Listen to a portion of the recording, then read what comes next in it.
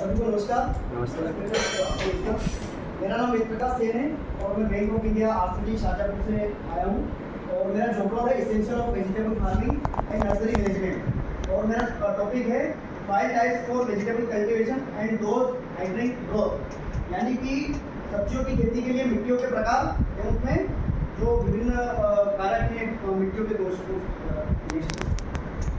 What is soil कहने से ही मतलब मेरे सब्जेक्ट से ही तात्पर्य चल रहा है कि मिट्टी क्या है। मिट्टी एक प्रकार का पूरा उसमें जिस प्रकार से माँ अपने शिशु को पालन पोषण करती है और उसका भरण पोषण करती है, उसी प्रकार से मिट्टी में भी हमारे पोषक तत्व पाए जाते हैं।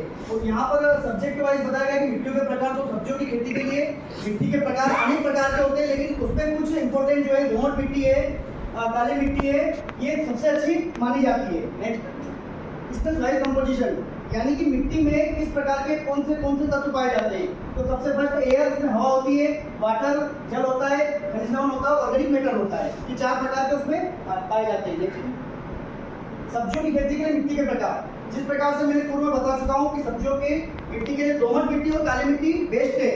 फिर भी हम उसका प्रकार देख लेते हैं। सबसे पहले दोमट मिट्टी होती है जो कि रेतीली और चिकनी मिट्टी का मिश्रण होता है, और सेकंड आती है रेतीली मिट्टी जो कि रेत की मात्रा उसमें अधिक होती है, मतलब नाम से उसमें चल रहा है, मालूम पड़ रहा है।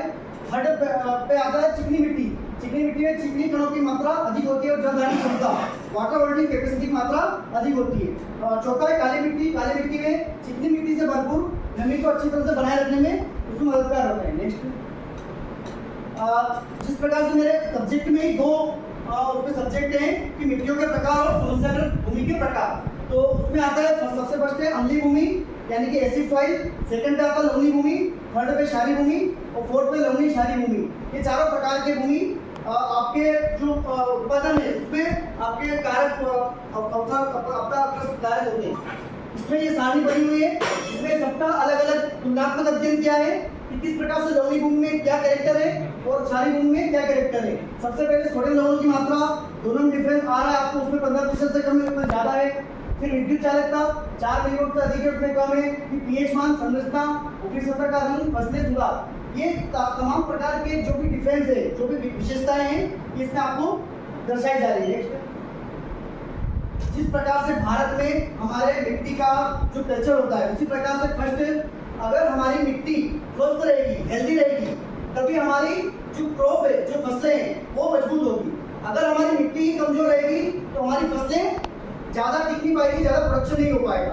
थर्ड पे हेल्दी फूड, अगर हमारी फसलें अच्छी मजबूत होगी तभी हम पैदा कर सकते हैं, तभी हमारे दाने